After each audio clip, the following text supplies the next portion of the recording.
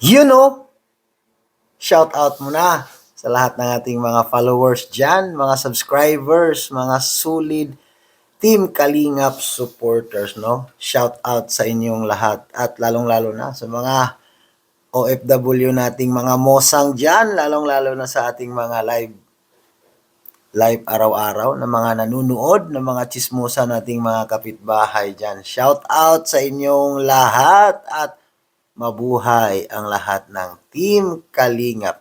For today's video mga Kalingap, no? Ugong-ugo ngayon, ha? Dr. Lab, nagpadlak sa bahay nila at Kinred mismo nagsabi na meron siyang inutusang tauhan doon. Pinuntahan yung bahay ni Dr. Lab doon sa Taysan at Dr. Lab hindi nagpapakita. Nagpadlak sa loob ng bahay. Anong nangyari? Dr. Kwak-Kwak, umurong na ba ang yagba mo? At ikaw ay takot ka na ngayon? Di ba? Ikaw yung naghahamon. Tapos ngayon, pinuntahan ka na ni Kinred dyan sa Bicol. Di mo ba naisip yun? Ang layo ng binahe ni Kinred para lang makita ka. No? Para yung hamon mo sa kanya is matatapatan ka na ngayon. At meron pang nagsabi sa akin, sobrang kayabangan mo. Sabi mo pa ni Kinred, no? Isang sipa mo lang si Kinred. Bakit di ka nagpapakita? Papuntahin mo si Kinred dyan sa bahay mo para dagdagan na naman yung kaso. Di ba sinasabihan mo si Kinred sa live mo na meron siyang 5 counts na haharaping kaso? Isa-isahin mo nga yung 5 counts na sinasabi mo. Ikaw lang ata ang nakakaalam dyan eh. Patunayan mo. Huwag kang puro kuda ng kuda dyan sa live mo. Diba? At ngayon, pag-aaralan mo si KSM, oh shit, not good. Masakit ba? Nasasaktan ba yung tainga mo sa mga sinasabi ko? Or sadyang talunan ka na lang? Pag-inggit, pag-asar, pikit na lang. Alright? Ganun yon. Pero balikan natin yung pinag-usapan natin about doon sa nagpadlak ka daw ng bahay mo. Bakit ba? Nangangatog ba yung tuhod mo sa takot? Yabang pa more.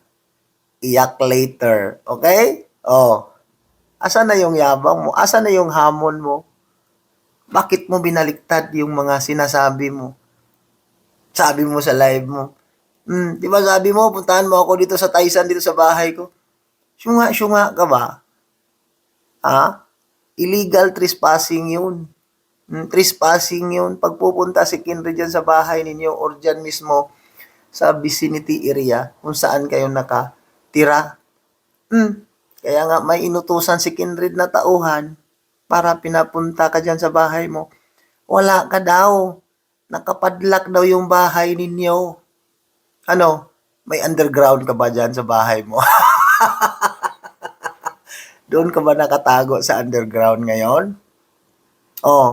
Nangyari na ang dapat mangyari. Hamon pa more, hindi naman magpapakita. Tapos gustong-gusto mo, napapuntahin si Kindred dyan sa bahay mo. Hindi yun pwede. Magkita kayo sa tamang lugar. No? Magkita kayo sa tamang lugar at walang kaso-kaso, walang demandahan. Hindi ka tunay na lalaki. Diba? Hindi ka tunay na lalaki. Lalaki sa lalaki. Walang demandahan. Walang kaso-kaso. Diba? Kung totoong matapang ka, harapin mo si Kinred na nagbiyahe pa ng napakalayong lugar para lang puntahan ka dyan sa Bicol or sa Daet. Pero anong ginawa mo? Walang Dr. Lab. Urong ang yagba. Di ba? Ngak, ngak, ngak, ngak. Iyakin ka pala eh. Oh, asan na yung tapang mo ngayon? Ilabas mo. Kala ko matapang ka. Halos basagin mo na yung cellphone mo sa live. Ganon-ganon ka pa, di ba? Ano yun? Acting-acting lang yun. Palibhasa, magaling ka kasing umarte. Nasa iyo na ang lahat. Di ba? Oh, ano ngayon yun? Ilabas mo ang tunay mong tapang. Patunayan mo. Di ba? Oh, di ba pareho kayo Bisaya ni Kindred? Bisaya versus Bisaya. Okay? Ganon yun kasimple. Huwag magyabang ng hindi kayang pananagutan. Baliktarin mo man ang sitwasyon, malinaw na malinaw yun. Nandyan sa reaction video ko yun, sa live ko. Okay? At naka-upload pa din yun. Okay? At doon yun yung ginamit ni Kindred na nireactionan niya mismo. Naalala mo ba? Ang tinatawag mo siyang krong-krong. Tandaan mo rin paminsan-minsan yung nagla-live dyan sa loob ng sasakyan na hindi na makakauwi sa bahay nila kasi takot nang umuwi sa bahay. Sino bang nagla-live sa loob ng sasakyan? Si Kindred lang naman. Tapos ngayon, nakakahanap ka na ng katapat. Di ba? Pakita din pag may time. Alright? Huwag puro yabang lang sa live. Wala ka naman palang binatbat eh. Mahinang nilalang ka boy. Dr. Kwak-Kwak or Mang Iking or Bulldozer. Go, go, go.